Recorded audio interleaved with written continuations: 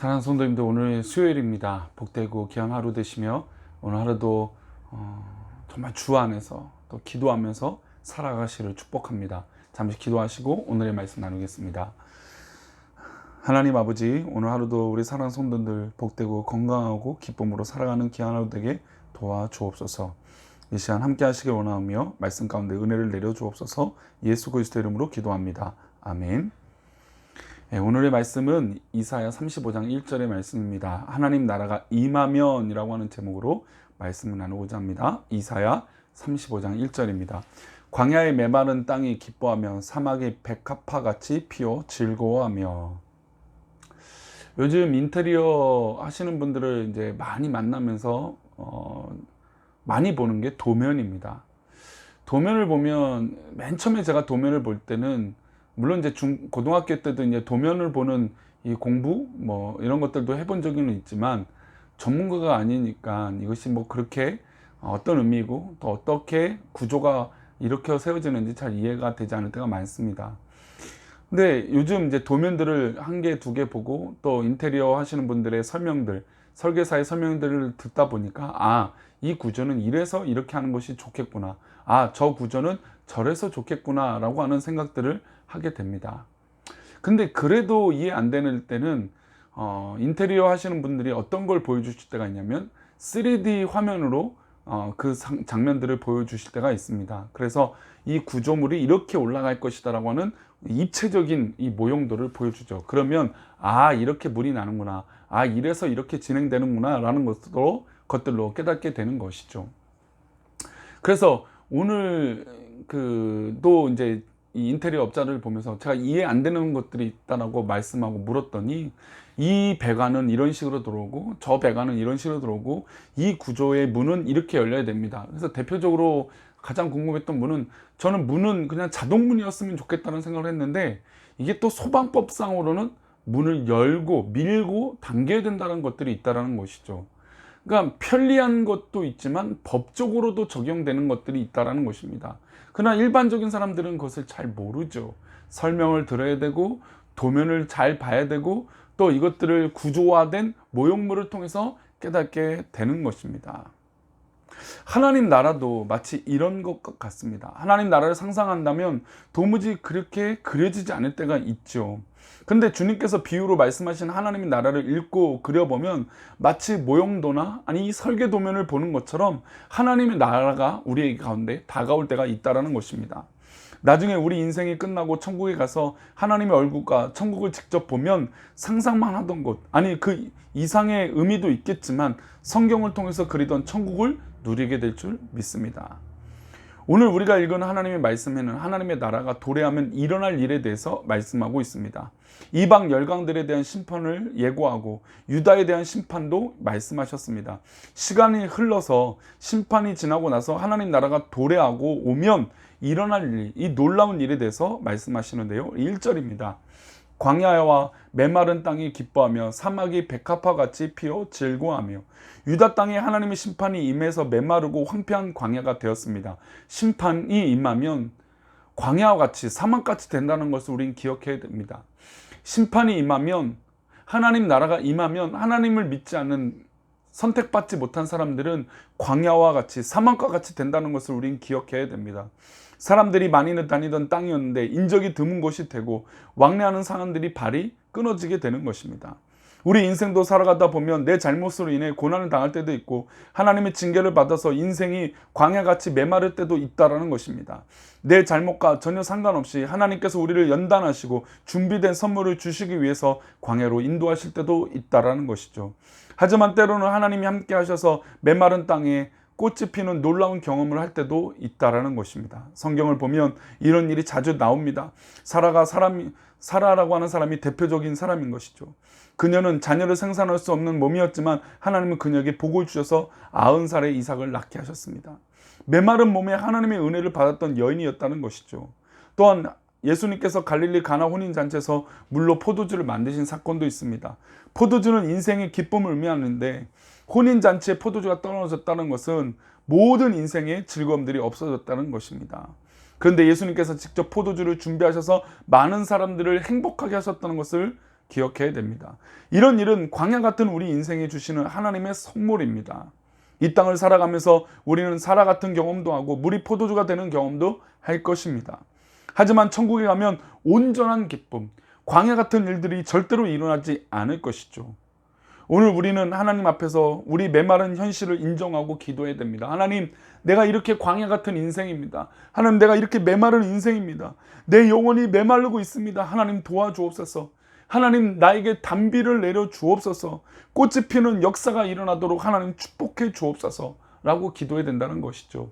우리 사랑하는 성도님 삶 가운데 혹이나 메마른 것이나 광야 같은 현실이 있다면 오늘 하나님 앞에 기도하시며 우리 사랑하는 성도님 가운데 성령의 단비가 내리시기를 축원합니다. 그러면 하나님께서 우리를 인도하시고 도와주실 줄 믿습니다. 천국의 경험을 누리게 될 줄 믿습니다.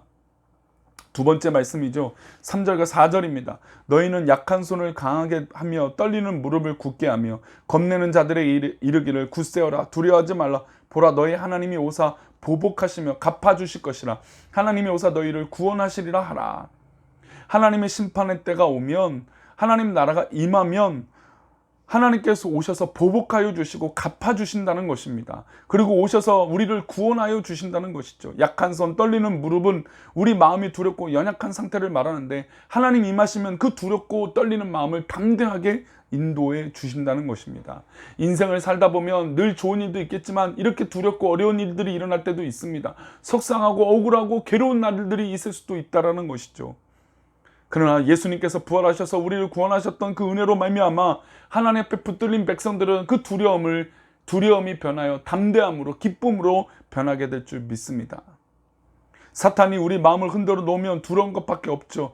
오늘 하루를 어떻게 살아갈까? 건강과 물질의 문제를 어떻게 해결할까라고 하는 염려와 걱정만, 두려움만 남게 됩니다. 하지만 하나님의 영이 우리에게 임하면 두려움이 사라질 줄 믿습니다. 우리 사랑하는 성도들, 오늘 하루 살아갈 때 하나님의 영이 임하여 두려움이 사라지시기를 축원합니다. 하나님의 영이 임하여 우리 성도들이 고민하는 것들이 아무것도 아니게 되기를 축원합니다.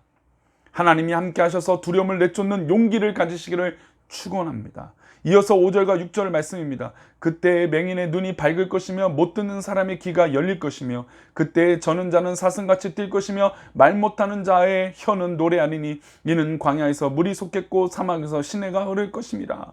그 하나님의 나라가 임하면 어떻게 됩니까? 맹인의 눈이 밝아진다고 했습니다. 앞이 못 보이는 사람이, 한 치 앞을 내다볼 수 없는 사람이 눈이 밝아져서 계산이 설 수 있는 사람으로 되어진다는 것이죠. 그리고 듣지 못한 사람이 귀가 열린다라는 것입니다. 앞을 보지 못하는 것, 듣지 못하는 것 어느 하나만으로도 너무나 불편하고 어려운 것을 더 잘 알게 됩니다. 우리 성도님들도 어느 정도 나이가 또 있게 되시고 또 연세가 어느 정도 지긋해지게 되시면 잘 들리는 것들도 조금씩 잘 안 들리게 되기도 하고, 또 때로는 잘 보이는 것도 눈이 침침해지는 노안이 오기도 합니다. 그래서 우리가 의술을 빌려서 뭐 수술도 하고 뭐 기계도 달고 뭐 여러 가지 활용하겠지만, 만약에 잘 듣는 그 순간이 오면, 잘 보이는 그 순간이 오면 얼마나 기쁨이 있습니까? 저는 안경을 쓰지 않아서 잘 모르지만 안경을 쓰시는 분의 이야기를 들으면 앞이 안 보이고 가까운 곳이 잘 안 있다가 눈이 안경을 딱 쓰니까 앞에 거나 가까운 곳이 잘 보인다라고 하는 이 쾌적함을 얘기할 때가 있다는 것이죠.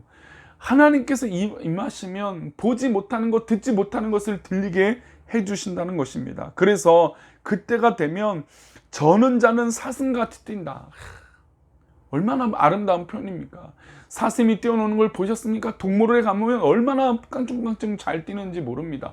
그런데 동물원은 한정된 공간인데 야생에서 뛰는 사슴들을 보십시오. 얼마나 기쁨으로 전속력으로 뛰어다니지 않습니까? 그런 자유함이 하나님 나라가 임하면 가능하다는 것입니다. 또한 말 못하는 자의 혀는 노래한다라고 얘기하고 있고, 광야에서 물이 솟겠고 사막에서 시내가 흐를 것입니다.